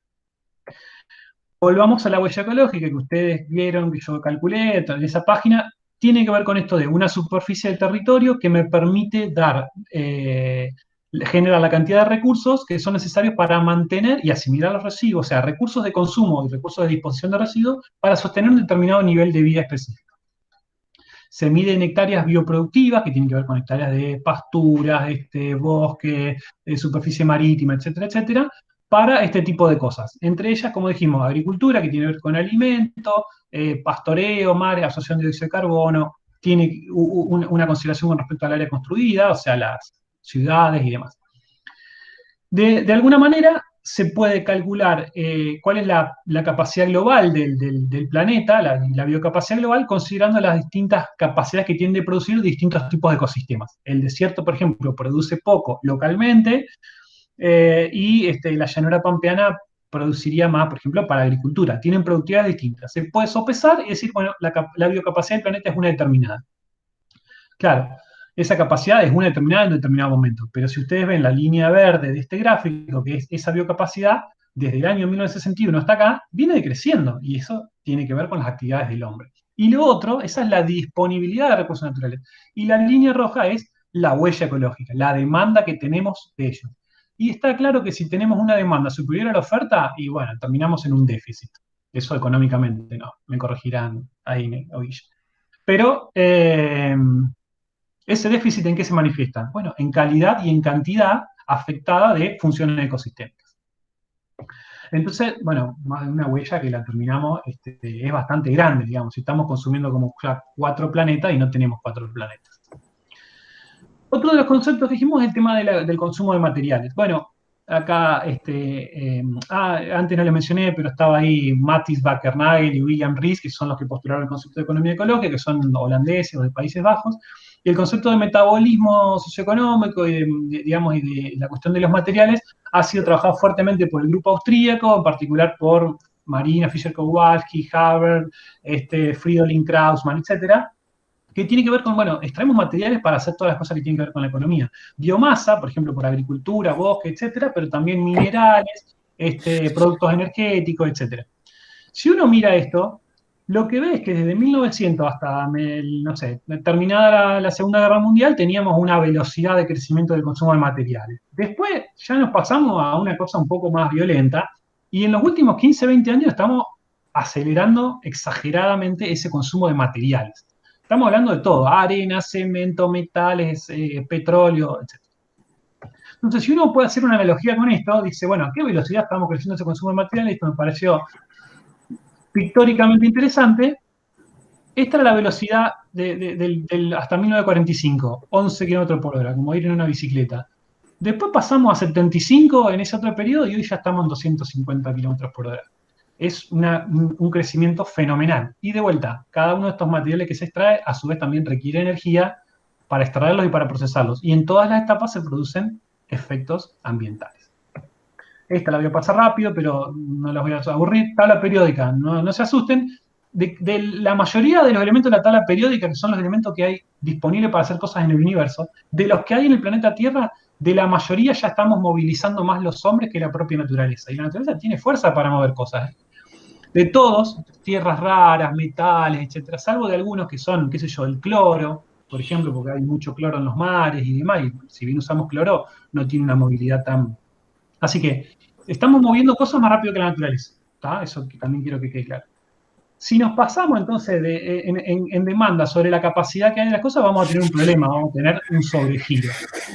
Entonces llega un momento en donde la capacidad de carga va a caer y la población o los índices de actividad o algunas otras variables van a caer en un colapso o en alguna crisis. Esta cuestión ya fue estudiada por gente en la década del 70, el Instituto Tecnológico de Massachusetts, con un conjunto de ingenieros que hicieron modelos en relación a la provisión de recursos, cantidad de evolución demográfica, etcétera. Dijeron, bueno, en algún momento vamos a llegar a un límite y a un colapso porque va a haber contaminación, etcétera, etcétera. Si ustedes miran, creo que población, siempre me confundo cuál es esta línea acá. Bueno, va a crecer y después no van a tener recursos para vivir. O, qué sé yo, los alimentos per cápita, etcétera, etcétera. A ese enfoque que se llamó los límites del crecimiento, que fue casi un estudio matemático, porque fue un solo modelo sencillo, pero con resultados interesantes, se criticó desde el sur, digamos, de la Fundación Bariloche, desde el sur en términos geopolíticos, ¿no? Diciendo, esta crisis que ustedes prevén que va a pasar porque no va a haber alimentos, porque qué sé yo, ya está ocurriendo en Asia, en aquel momento, en América Latina y en África sobre todo, y se llegó a la conclusión de que los límites eran más sociopolíticos antes que físicos, sobre todo para dar respuesta a el hambre, la esperanza de vida, etcétera, etcétera. Entonces, volviendo a la cuestión de las disparidades en las responsabilidades ambientales, esta es como una especie de gráfico de distribución del ingreso, pero de las emisiones de dióxido de carbono. Son deciles, en donde dice, bueno, hay un 10% de gente que son los más ricos, son responsables del 50% o del 49% de las emisiones de dióxido de carbono a nivel global. Y hay un 50% de la población del mundo que apenas contribuye con el 10% del dióxido de carbono global. Sin embargo, los efectos del cambio climático los sufren todos. Y en particular, estos que somos los pobres, no sé de dónde estamos nosotros, pero los que estén, seguro los que están acá abajo, que son los que menos contribuyen, a su vez tienen menos recursos para adaptarse o mitigar los efectos de ese cambio climático. Ya me falta poco, simplemente esto que es importante. ¿Qué tiene que ver la termodinámica en todo esto? Bueno, hablamos ya de sistemas abiertos adentro de uno cerrado, etcétera, etcétera, y hablamos de las eficiencias y los rendimientos. La termodinámica es una rama de la física que estudia las transformaciones de la energía, básicamente. Entonces, para hacerlo lo más simple posible, se los pongo de esta manera. La energía no puede destruirse ni crearse, la energía del universo es constante. Eso creo que es más o menos sabido en general. La energía puede transformarse entre muchas formas, incluyendo el trabajo. No trabajo en el concepto económico, no labor, sino trabajo, work. ¿Tá? Pero la energía se degrada constantemente, hay calidades de energía, digamos, aunque se mantiene la cantidad de energía constante, hay calidades, o sea, hay energía de buena calidad y de mala calidad, por decirlo así, o útil e inútil. Y lo otro es, no es posible obtener una eficiencia del 100%, siempre se pierde algo, como mínimo bajo la forma de calor. El ejemplo que me resulta a mí útil, espero que a ustedes también, es, quizá han cortado el césped o han escuchado a alguien cortar el césped, a lo mejor con una máquina de explosión, con nafta, lo que fuere, pero con la otra es lo mismo. En general uno pone el combustible o pone la electricidad para que se muevan las aspas y corten pero se produce vibración, se produce ruido y se produce calor. Bueno, todo eso es no deseado, no se desea en el proceso, sin embargo es inevitable que se produzca. A eso apunto con el tema de que no hay forma de que se produzca una eficiencia del 100%. Siempre hay cosas en las que transforman la energía que no son útiles a lo que yo necesito. Y esto tiene que ver, bueno, ahí lo puse a Sadi Carnot como uno de los padres de la termodinámica, ¿no? Nicolás Sadi Carnot. Y acá lo traigo a Georges Kurregen, que fue un economista de origen rumano que trajo la cuestión de cómo la termodinámica influía en la economía. Y básicamente la conclusión es que siempre se van a perder cosas en cualquier proceso por el hecho de que no tenemos posibilidad de tener eficiencia del 100%, ¿sí? Así que la termodinámica nos impone un límite. ¿Qué quiere decir esto? Aunque yo no pueda eliminar la energía, porque la energía es constante en el universo, siempre termino perdiendo porque genero más entropía o genero algo que no le puedo sacar trabajo útil. Entonces, básicamente, uno podría pensar de que el planeta se comporta como un reloj de arena, en el sentido de que es un sistema cerrado y está produciendo lo que necesita, en este caso, marcar el tiempo cuando cae desde la parte superior hacia la inferior, pero una vez que cayó toda la de ahí, el sistema mantiene toda la energía y mantiene toda la materia, pero no, a menos que se introduzca una fuerza externa que lo gire, no sigue cumpliendo su objetivo. Para ir terminando y dejar un poco al lugar de debate, ¿qué diantres es la economía ecológica? En base a todo esto que dije, es un campo de estudio de las relaciones entre los ecosistemas y los sistemas económicos en un sentido amplio. Y por sentido también hablamos de la escala, de lo local a lo global. Fíjense que yo hice mucho hincapié en la mirada global. Hace foco en la salud o la integridad del ecosistema en el largo plazo, con los seres humanos como parte del mismo. Incorpora nociones energéticas y termodinámicas, esto último que yo desarrollé. Se podría pensar como una ciencia, a pesar de que no es una disciplina per se, sino un campo de estudio, pero de gestión de la sustentabilidad. Y hace énfasis en la discusión de la equidad, la distribución y la ética como parte fundamental para el abordaje de la sustentabilidad. No es una cuestión meramente ecológica o biológica, lo que fuere, sino que pone a los hombres y a las mujeres, a la sociedad en el medio, y las cuestiones distributivas son importantes, muy importantes. De vuelta, entonces, no es una rama de la teoría económica, sino un campo de estudio transdisciplinar, estudia esas interacciones entre los sistemas, incorporando la noción de límites y de metabolismo social, que fue lo que vimos de que tiene que ver con esa analogía de tomar cosas como inputs y emitir cosas, pero siempre a un mismo entorno. Entonces podemos pensar de que es como un gran organismo, como cualquier organismo vivo, que todo el tiempo está intercambiando cosas con su entorno para poder sostenerse. Se asocia a la sustentabilidad fuerte, que no lo desarrollamos, pero tiene que ver con la conservación de un capital natural crítico, o sea, funciones ecosistémicas que no son posibles de reemplazar por tecnología, por decirlo rápidamente. Es una visión compleja, sistémica y transdisciplinaria, ya lo dijimos. Postura crítica con respecto al crecimiento económico, ya lo dije también. Esto es un poco sintetizando. Minimiza la importancia de los valores monetarios y adopta un punto de vista más biofísico, como los indicadores que calculamos al principio: la huella ecológica, la mochila ecológica, la apropiación humana de la productividad primaria neta, etcétera, etcétera. Prioriza la equidad social y la distribución inicial de los derechos y tiene una consideración intratemporal e intertemporal respecto a las cuestiones sociales y ambientales, y tiene una menor confianza en los aportes de la ciencia y la tecnología con respecto a las posibilidades de suplir estos problemas, ¿no? Los problemas que aquejan a la sociedad y al ambiente en general. Algunos referentes de la economía ecológica, ahí puse 3 nomás, que son de los del lado izquierdo, así como los fundadores o los principales exponentes de cuando se gestó esto, y a la derecha hay muchos que son actualmente, bueno, Alier, todos están en actividad, pero los de la derecha son más del área latinoamericana, algunos que han colaborado y estado con nosotros aquí en Argentina, en Rosario o en Santa Fe, cuando han estado, gente de Brasil, gente de México, gente de Colombia, gente de España, etcétera. Así que solo por tirarle algunos nombres. Y para terminar, entonces, la economía considera que la externalidad o el daño ecológico es una falla de mercado. La economía ecológica sostendría que es una forma de organización social y que es parte de la estructura de la economía, esa cuestión de impactar en su entorno. La economía se considera a sí misma un sistema cerrado, pero vimos que es un sistema abierto. La economía es necesariamente un acelerador entrópico. No mencioné la cuestión de la entropía, pero básicamente cuando hablamos de las calidades de la energía, la entropía es una forma de energía de baja calidad o que no es útil.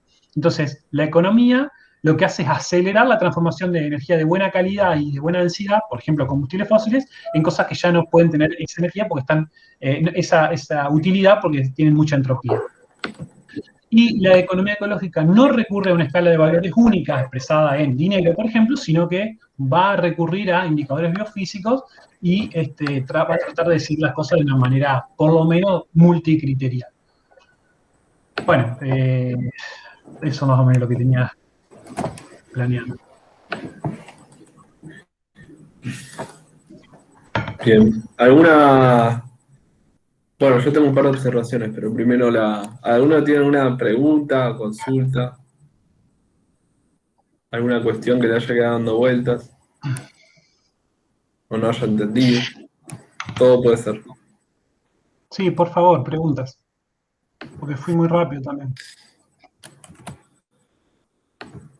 Ahí Solange pone que muy claro, te está contradiciendo.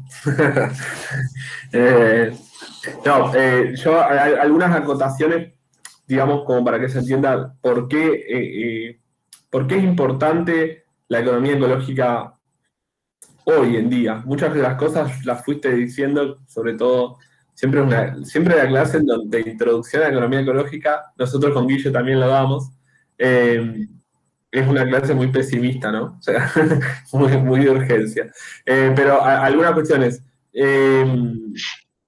La primera es que nosotros discutimos cuestiones de economía política que tienen que ver con la distribución, la inflación y todas cuestiones más, conceptos elementales, pero siempre hay que entender que esas cuestiones están englobadas en un debate que es mucho mayor, que es el del cambio climático, que muchas veces es soslayado por lo urgente, o por lo inmediato, o por lo coyuntural, que es cómo resolver una inflación del 50%, o cuáles son las causas de esa inflación. No digo que eso no sea importante, no me estoy deslegitimando la clase anterior, pero sí, colocarla en un marco más estructural, que es la forma o la inserción, o la forma que tenemos de producir cada país dentro de un modo de producción determinado, que es el modo de producción capitalista, que eso es innegable, porque la mayoría de países vive bajo ese régimen de producción. Y lo segundo que iba a decir, que ahora me olvidé, que en un futuro, la siguiente semana, vamos a ver que como esas asimetrías de las que hablaba Claudio a nivel de personal, esto de que solo un pequeño porcentaje de las personas, según Oxfam, implica la mayor causa de emisiones, vamos a ver que esas desigualdades se dan entre los países. Y para cerrar el comentario, hoy en día, no sé si la mayoría se informa por Twitter, yo sí, o sea, a través de los diarios, pero también a las discusiones. Hay toda una posición del Ministerio de Desarrollo Productivo en atacar al ambientalismo en pos de el desarrollo minero y el desarrollo de la expansión sojera. Digo, neoclásico. O sea, creo, o a priori no se consideran, son economistas que se consideran economistas políticos, o la mayoría de ellos. Sin embargo, en las cuestiones ambientales se repiten muchas veces los discursos de un economista más neoliberal, más neoclásico, más de otra corriente.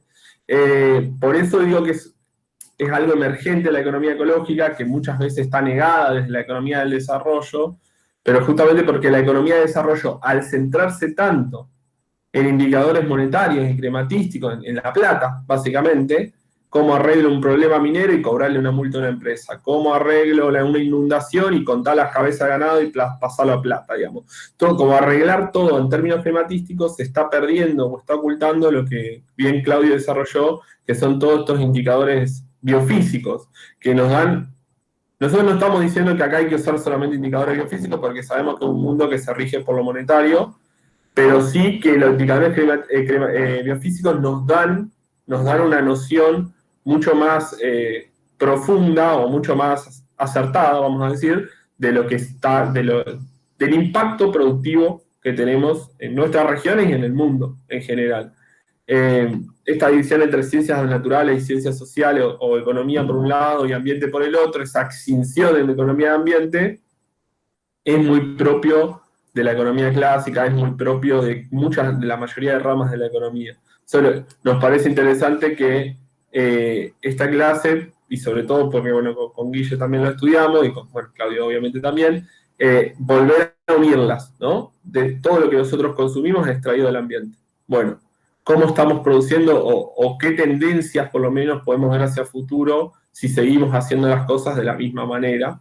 Y si es verdad que el crecimiento, que es un consenso, por lo menos dentro del ámbito económico, pero yo creo que dentro del sentido común es algo beneficioso, bueno, ¿cuáles son los límites a ese crecimiento? Por lo menos siempre yo, cada vez que lo digo ya un par de veces a Claudio, no voy a mentir, cada vez que veo esa presentación me da esos disparadores, digamos, como poner en el centro, o lo que nosotros tratábamos de hacer con estas clases, poner en el centro al crecimiento como cuáles son esos límites, ¿no? Y cuestionarnos también la forma de producir, producimos no para que vayamos a ahorrar 5 minutos de la ducha, porque sabemos que es un sistema desigual, como dijo Claudio, pero sí para problematizar de que la ecología es sobre todo política, ¿no? De que hay relaciones de poder ahí en la producción y que esos impactos ambientales a alguien le afectan más que a otros, y hay un sistema desigual, como vimos en la distribución del ingreso, pero bien, como dijo Claudio, un sistema también desigual,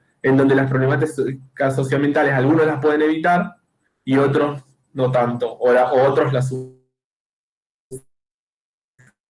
mucho más. ¿Sí? El país como Argentina, bueno, ya lo vimos, ¿no? Los incendios en Santa Fe, los incendios en el sur, la explotación minera, todo responde a una misma trama. Eso queremos decir, no son cuestiones aisladas, sino que hay un patrón que se va repitiendo a lo largo de los años y que es producto un poco de lo que dijo Claudio. Yo quería hacer esa observación. Y a Solange muy mal le dio 6 tierras. A mí me dio 2,3, así que dentro de todo es bastante, igual no sé qué te parece, Claudio, me parece que ya bastante elevado. Me parece que está un poco inflado. Un horror, dice Solange. Sí, Yo capaz que porque no tengo auto, entonces ahí me parece que sobreestima capaz un poquito el costo del auto, porque después casi lo mismo que vos, no puse auto y me dio 2,3. Pero bueno, está bueno como disparador, está buenísimo como disparador. Sí, no, digamos, acotando, obviamente, a mí yo cuando desarrollo el tema por ahí me falta o me viene súper bien los comentarios que vos te disparas esto, porque decís, bueno, ¿qué tiene que ver esto con la economía política o digamos, con la cuestión de lo que está acá en este curso? Y creo que está muy bueno por el hecho de pensar esto es decir, no solo son las asimetrías en las responsabilidades, sino también se terminan produciendo asimetrías en los impactos, y esas asimetrías en los impactos se pueden digamos, los impactos que recibimos nosotros mismos. Estamos hablando de 2 países, digamos, qué sé yo, o 3, no sé, cuéntenlo como quieran, pero son responsables del 50% del cambio climático, por ejemplo, ¿cierto? Sin embargo, nos afecta a todos y podemos tener, qué sé yo, localmente, porque los efectos son muy variables en el globo terráqueo, ¿no? Podemos tener, qué sé yo, 50% menos de agua. Puede llover 50% menos, pongamos por caso. Entonces yo puedo producir 50% menos. Estoy pensando a alguien bien, pensándolo desde el punto de vista bien convencional, ¿no? Un productor acá, en la llanura pampeana, que tenemos agricultura de secano, se llama, o sea, no tenemos riego. Dependemos de lo que llueve. Supongamos que localmente llueve 50% menos y que el tipo puede producir 50% menos de granos. De alguna manera le tendría que cobrar la diferencia, y por lo menos en la mitad de lo que dejó de producir, a 2 países. O sea, es tan asimétrica Después ni hablemos de las cosas de los que no producimos y tenemos impactos lo mismo, como de otras maneras, mucho más indirectas, porque una de las cosas que no dije, pero que subyace un poco en todo esto, es que el ecosistema, tanto local como lo global, está tan interrelacionado que es imposible separar absolutamente todos los efectos. Lo mismo que en el modelo IPAT, que es una cosa muy sencilla para mirar las contribuciones, y está claro que si algo por ahí tecnológicamente se produce más fácil, podría generar que algo se consuma más. Estoy pensando, por ejemplo, en la paradoja de Jevons, ahí, ¿no es cierto? Entonces no son términos tan independientes, pero de alguna forma permite ver las contribuciones. Está claro de que a la hora de discutir algunas problemáticas necesarias, digamos, pienso en la distribución del ingreso, por ejemplo, ¿no? Y en la cuestión de la necesidad del crecimiento, ¿no? En todo caso, en el crecimiento para quiénes, cómo, si hace falta, toda la discusión de que los países del sur, globales, digamos, los pobres, todavía tendríamos que crecer, digamos, cuando otros podrían decrecer. Bueno, en fin, se da para un montón de disparadores, lo mismo que para otras cosas que se van a encadenar con esto, que es lo que vos trajiste, por ejemplo, de la deuda ecológica. O sea, si hay países o personas que contribuyen en mayor medida que otros a el impacto ambiental, pero lo sufren todo, entonces yo soy un acreedor, digamos, ¿no? Entonces está todo este concepto de si la huella ecológica se puede calcular para personas o para el planeta, se puede calcular para países, y entonces si hay algunos que están ofreciendo su capacidad, por decir algo, como mínimo para la captura de dióxido de carbono, que es muy fácil y es global. Bueno, pero entonces le estoy proveyendo de un servicio a otro que encima está produciendo mucho más dióxido de carbono que este país. Así que sí, las puntas son esas y creo que está buena. Yo por ahí siempre me termino centrando más en lo que manejo de la cuestión biofísica, pero me parece que esas son las puntas y creo que el rol digamos, del ciudadano de a pie también, porque vos por ahí dijiste algo de la ducha, yo creo que uno se siente un tonto, no quiero ser soez, pero sí dice, bueno, voy a echarme 5 minutos menos, lo que fuere, pensando en estas otras grandes simetrías. Es cierto, y ahí vamos. En cualquier caso, hay no sé si una máxima o un lema o una cosa así, que es pensar globalmente y actuar localmente. Y a mí me parece que todos, todes, todas, debiéramos contribuir. Lo que pasa es que la contribución que tendría que tener, no sé, Bitcoin, tendría que ser mucho más significativa que la que tengo que tener yo o Ain o alguno de los que está acá. Pero bueno, tampoco está bueno pensarlo por el lado de no voy a hacer nada, total, los otros no hacen nada. Digo. No sé si alguien tiene alguna intervención. Seguro. La simetría. Exacto.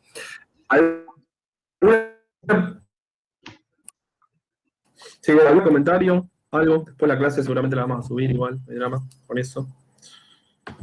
Si no, muy viernes. El viernes es duro. La verdad me pareció muy interesante y yo nunca había hablado con mis alumnos sobre este tipo de economía o este tipo de enfoque. Y me parece que está bueno que lo sepan porque no es muy difundido, no hay como muchas charlas o se lo asocia más a lo que es ingeniería ambiental y no se lo vincula con otras cuestiones. Solange, perdona, ¿a quién das clases? Yo doy clases a chicos de secundario en el Politécnico. ¿De qué área, materia?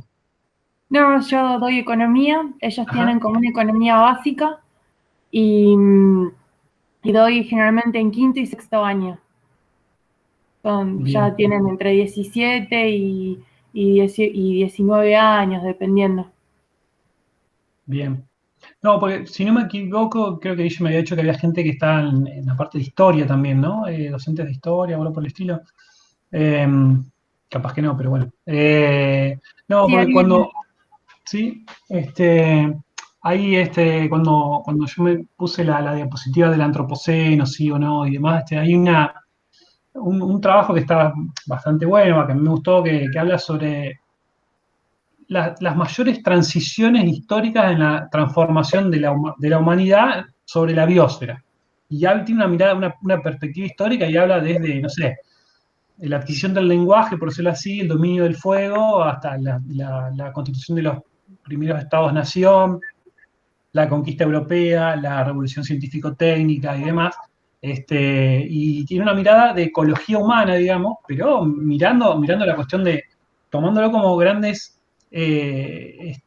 paradigmas o estadios de la transformación, porque es como que la escala se va incrementando, ¿no? Y digo, está interesante por ahí si a alguien le interesa ese. Sí, yo además soy alumna de la carrera de polímeros y elastómeros del Politécnico. Así como soy docente, soy alumna. Y Ajá. nada que ver con mi profesión, o sea, lo hice por un gusto mío personal. Está muy bien. Y bueno, y esto del tema del reciclado del plástico, de cómo, del tema de la trama de los átomos de carbono para formar el polímero y demás, que es siempre debatimos el tema del reciclaje y de ese tipo de bacterias o algas que lo descomponen, pero no del todo, porque el entrelazado del carbono es muy fuerte. Entonces, viste, Sí. bueno, se genera todo un tema ambiental que está bueno también aplicarlo y nada, me pareció súper interesante. Bueno, muchas gracias.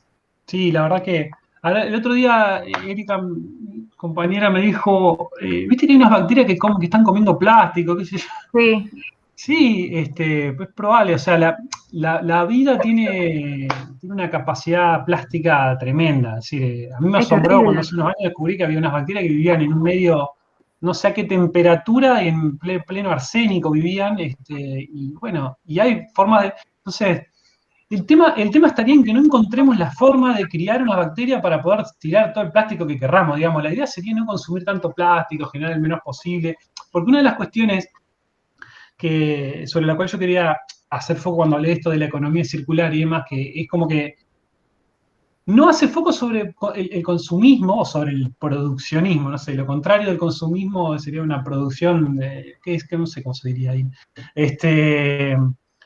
Porque el foco hay que ponerlo en todo caso en si es necesario todo ese consumo, digamos, ¿no? Entonces, pues si no, pareciera que uno termina en la paradoja de no, voy a consumir un montón de cosas para que terminen como residuos generando energía en el SEAMSE, digamos, ¿no? Sí, el tema pasa también por una conciencia social y a ver, la bacteria o el alga esta tampoco es la solución, digamos, porque tampoco te lo descompone tanto. Ayuda en el proceso de descomposición, pero no es la solución tampoco. Y yo creo que también la prohibición tampoco es. Es como, no sé, yo creo que si se toma más conciencia del reciclaje y de envases retornables, con buena limpieza, plantas que utilicen estos materiales y lo reciclen, creo que la cosa también cambia. Pero es un esfuerzo social creo que muy grande y que no todos toman conciencia, qué sé yo, uno lo ve, ponerle, no sé, en los containers estos que pone a veces la MUNI en determinados lugares. Vos ves que la gente tira cualquiera, mientras haya lugar en el container lo tira. Y no se da cuenta que está preparado para otra cosa o para que aquella persona que vive, bueno, de recolectar cartón y demás, y tira basura ahí adentro. O sea, una falta de respeto total. Perdón, para mí eso tiene que ver con la educación. Yo soy profesora de historia, pero además, obviamente con la pandemia no estoy ejerciendo, soy reemplazante y cuido 2 nenas. Y siempre cuidé chicos. Y yo, o sea, lo de reciclaje hace 2, 3 años que empecé a full acá. Empecé yo y empecé a sumar gente de mi familia. Y yo las nenas, todas las nenas y chicos que cuidé, siempre les dije, el papel a llegar a tu casa, para mí es la educación, es de los más chiquitos a los más grandes, o sea, el papel lo guardas en tu mano, que es una pavada, pero yo digo, pero todos lo tiran, pero no, vos no, o sea, si somos cada uno, se fija en lo que hace uno, eso me parece, eso suma, o sea, pero vos reciclás, pero mirá todo lo que tiran aquellos, no me importa, yo lo hago, cada uno que se guíe por su conciencia, ese es el tema, es educar, me parece que falta educación, incentivar a la gente a que recicle. Yo por ahí, qué sé yo, nosotros separamos con mi familia, se lo dábamos a una, cuando estaba lo de la pandemia, no se podían salir, entonces se lo dábamos a mi tía, que le pasaba un chico, y juntaba todo el cartón de ahí, que mi tía tiene un patio grande, más o menos. Pero ver la manera y que también el gobierno se inmiscuya también un poco, porque es impresionante. En cierto, yo trabajo en Ricardón y la cantidad de plástico ahí tirado por todos lados es gigante. Entonces, bueno, está bien. El otro no importa el otro. Bueno, yo empiezo. Y también generarlo en las grandes empresas, obviamente, porque la cantidad de plástico, bueno, cuando yo empecé a reciclar y a hacer las botellas orgánicas y todo eso, ahí me di cuenta de la cantidad de plástico que consumimos. Yo, por ejemplo, voy a la verdulería, trato de llevar mi bolsa, mi bolso, no me des bolsa, pero es todo el tiempo estar diciendo, no me des bolsa, yo traje. Sí, yo coincido, y ahora creo que Aldana levantó la mano para hablar. Yo solo un comentario nomás, coincido muy fuerte con el tema de la educación y creo que, porque lo he visto, los chicos, las chicas, chiquitos, 4 años, 5 años, 3 años, retando a sus papis porque hacían algo, tiraron papel por el. Entonces, y me parece que prende mucho y creo que no cuesta nada. Lo que pasa es que, de vuelta, todas estas cuestiones tienen que ver también con algo de valores y los valores se educan, digamos. Entonces, pero coincido en que es una cuestión de conocimiento, y en esto el proceso de educación tiene mucho que ver, de si lo pequeño puede contribuir o no, o puede hacer la diferencia, o cómo puedo relacionar las actividades, no sé, lo que me den en la teoría de que Solange da de economía con el ambiente y con la sociedad, porque a lo mejor te enseña solamente a producir y sacar el máximo beneficio en el menor plazo. Bueno, está bien, esa es una parte, ponele. Pero entonces, me parece que la educación está absolutamente transversal y de hecho hay toda una línea de trabajo de educación ambiental que me parece, la cual yo no soy tan cercano, pero me parece que es fundamental para que esto pueda permear en los planes de estudios. No sé, por lo menos todo lo que es la educación obligatoria, tendría que tener más interrelación entre las cosas. Aldana. Ay, no se le escucha. ¿Más fuerte o...?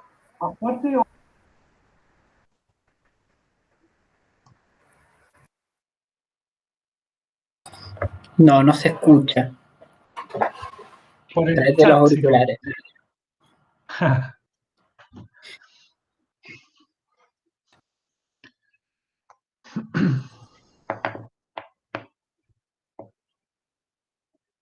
Y si no, que lo escriba y le respondemos. Mientras, Ani Rodríguez, creo que dijo que levantaba la mano, no sé si Aldana pudiste solucionar el tema del micro. Dale, Ani, entonces. Hola, ¿qué tal? Llegué tarde a la clase. Les quería contar, yo trabajo en el Politécnico y hay una materia en el segundo año del ciclo básico que es TPA, Taller de Problemática Ambiental. Es una materia que estaba como bastardeada, digamos, dentro de la institución porque era como que, sí, los chicos van a hablar de plantitas o van a hablar de plástico como algo secundario. Yo hace 6 años que estoy ahí y la verdad que estamos haciendo un trabajo bastante a pulmón para concientizar con respecto a todo lo que atraviesa la problemática ambiental. O sea, tenemos proyectos que parecen invisibles, pero está, por ejemplo, la terraza verde. Eso te iba a decir, la terraza está buenísima. ¿Viste? Pero al principio éramos como unos loquitos llevando tierra, o sea, y ahora todos los años los chicos es como que esperan ese momento de la parte práctica, donde, o sea, es como uno de ustedes decía recién, parece poco, pero coincido acá con Melina, creo que era que hablaba de la educación. Nosotros hablamos de una cuestión replicadora, o sea, yo les comento a los chicos, ustedes van a probar taller de problemática ambiental, porque sí, hacemos parte teórica, donde les damos algún que otro capítulo de libros, pero que no sean muy extensos para que los lean y lo traigan a clase para poder hacer intercambios. Están los que vienen como si fueran una tabla rasa, digamos, donde no distinguen una rama de perejil qué sé yo, de otra planta, ¿no? Y están los que ya vienen, que te cuentan cuando nosotros les damos como una actividad que armen en su casa la compostera, que seleccionen, que separen la importancia del aporte individual. Y lo que pretendemos es que todo lo que ellos aprenden lo puedan replicar con la familia. Y es increíble, yo tengo la suerte de trabajar también o sea, estoy en primero, segundo y tercero con biología. Y en tercero tengo los chicos que tuve en segundo de un curso de TPA y ellos me cuentan, pero vos sabés que sigo haciendo lo del compost, vos sabés que tengo un montón de flores, plantitas, o sea, parece mínimo, pero ese es, la verdad que para mí es una satisfacción saber que en algo colaboraste con toda esta movida. Pero insisto, hago hincapié en que, o sea, para mí esto es el futuro, o sea, un pibe que no esté preparado para poder hablar de ambiente, para poder llevarlo a su área, porque le digo, sí, todos ustedes van a ser técnicos químicos y va a haber residuos, que hay que ver de qué hacemos con eso, van a ser técnicos electrónicos, va a haber, o sea, tienen que pensar que esto no es una materia para segundo año y hay que pasarla como las otras, sino que tiene que quedar algo para el resto de la vida. Y yo creo que los chicos cuando cuando vos le demostrás que es importante, se prenden y se comprometen. Bueno, eso quería contarles, que digamos, ahí figura como parte de la currícula. Ay, Ani, te hago una consulta. Después me pasás tu celular y por ahí podemos articular algo con economía. Dale, pasame porque estaría bueno. Y de última vamos con Farina ahí a hablar, que nos apruebe algún proyecto. ¿Ahí se escucha? Que nos apruebe un proyecto. Bueno, sí, gracias. Pasame el celu, porfa. No, pensaba en los límites de esto, quedó como que estoy en contra del reciclaje, el tanque horrible. Es muy fácil pensar, digo, pensaba en los límites de esto, porque yo Rosario sí reciclo, y me es re fácil, y separo todos los residuos, y llevo los plásticos al contenedor que van y todo, pero la mayor parte de mi vida transcurrió en un pueblo de 1.500 habitantes, entonces sí, podés dividir, supongamos, los residuos, no tenés dónde llevarlos, no existe ninguna posibilidad sí, podés separar el papel, digamos, sí podés hacer con los orgánicos un montón de cosas, pero digamos, la cuestión de los plásticos y todo eso, no existe lugares donde llevarlo, entonces no. Mira, yo soy de San Lorenzo y nosotros nos organizamos, nosotras con mi familia, más durante la pandemia, fue bueno, las botellas. Y bueno, yo acá llegué a acumular, no sé, 2, 3 bolsas no sé, las tenía guardadas ahí de cartón para llevárselas a mi tía, acumular, qué sé yo, botellas, ecobotellas, porque acá no hay nadie que te las reciba. Tuvimos que buscar a alguien